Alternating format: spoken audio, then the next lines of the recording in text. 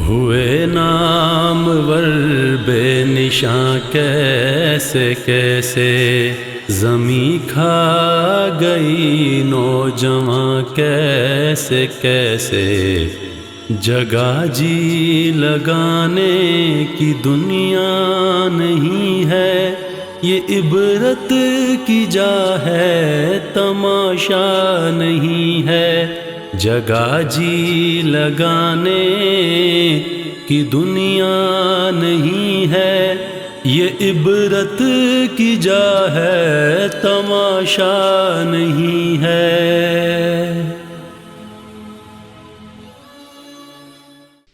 یہ تیزی سے گزرتی بھاگتی زندگی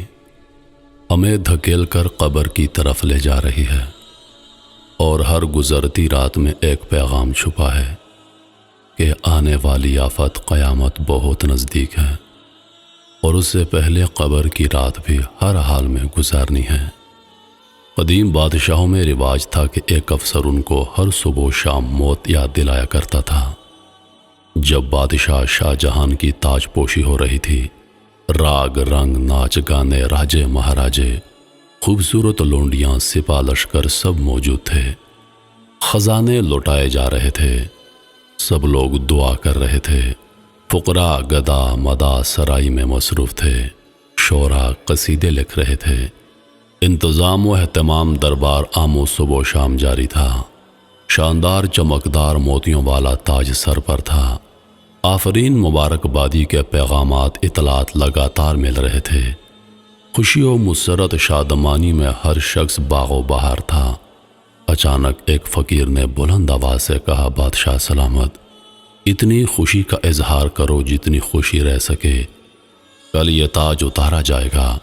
یہ شاہی ختم ہو جائے گی، یہ عیش و عشرت سب کافر ہو جائے گی، جو عزت دے سکتا ہے ذلت بھی دے سکتا ہے، شاہی دینے والا تباہی بھی کر سکتا ہے، تاج دینے والا اتار بھی سکتا ہے، ہزاروں میں رونق افروز ہونے والا کل تنگ و تاریک قبر میں جائے گا۔ شاہ جہان کا چہرہ یکا یک فک ہو گیا، گردن جھک گئی، آنکھیں پرنم ہو گئیں، دماغ چکرا گیا، وجود کانپنے لگا، فوراً تخت سے اتر کر مٹی پر سر رکھا، عاجزی و انکساری سے روتے ہوئے عرض کیا کہ اے مالک و زمین و آسمان، اے حقیقی بادشاہ، اے رب دو جہان، اے رحیم و رحمان، اے وارث کون و مکان، میں کم ترین انسان شاہ جہان پانی کا قطرہ، لاش محض، محتاج فقیر ناتواں، بندہ حقیر ہوں، اے اللہ ذلت سے بچانا حکومت تیری ہے، میں تیرا محکوم ہوں، میں عاجز تو قوی، میں انسان تو عالی شان، میں فقیر تو مدبر، میں فانی تو باقی، مجھے ناز نہیں نیاز ہے، تو ہی شرافت دے، قوم کی خدمت دے۔ بادشاہ کی اس مسکین ناتوانی، بے چینی، بے قراری اور اضطرابی کو دیکھ کر پورے دربار میں سناٹا چھا گیا، تمام خوشیاں عیش و عشرت فکر آخرت میں تبدیل ہو گئیں، ہر طرف خاموشی چھا گئی، تمام پروگرام موقوف ہو گیا۔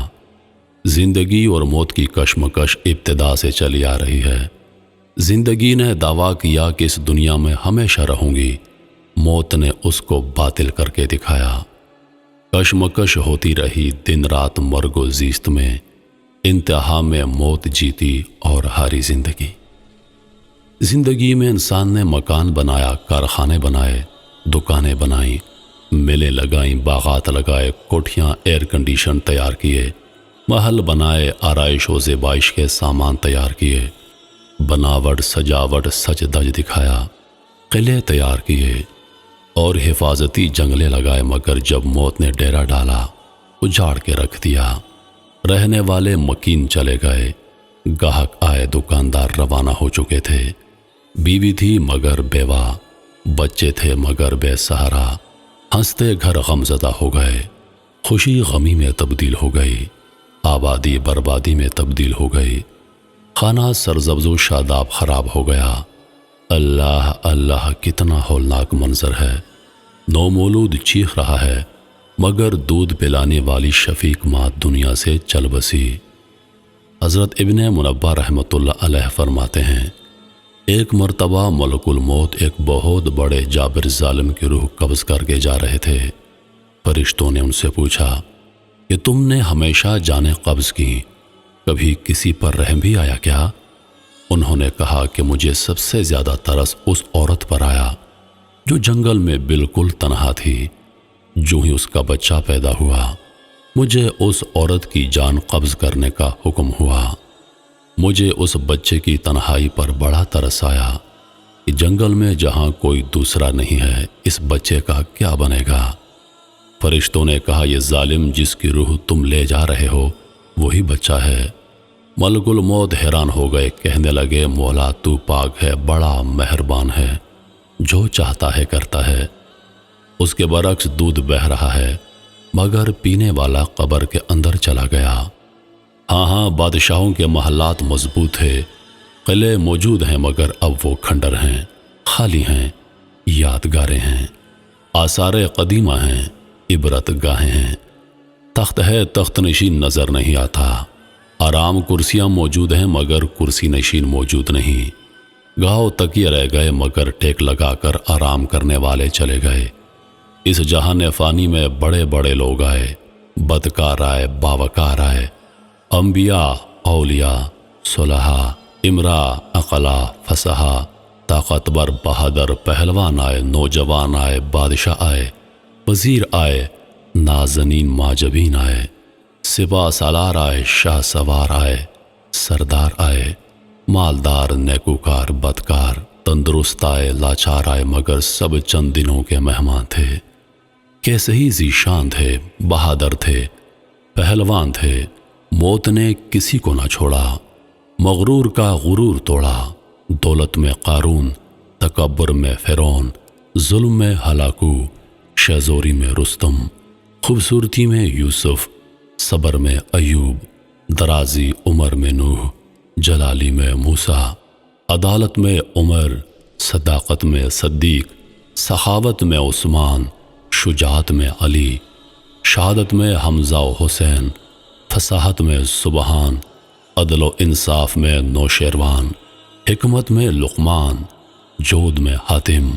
موسیقی میں تانسین، عشق میں مجنون، شاعری میں انوری، سعدیہ، حافظ، جامی، فردوس اور جمال،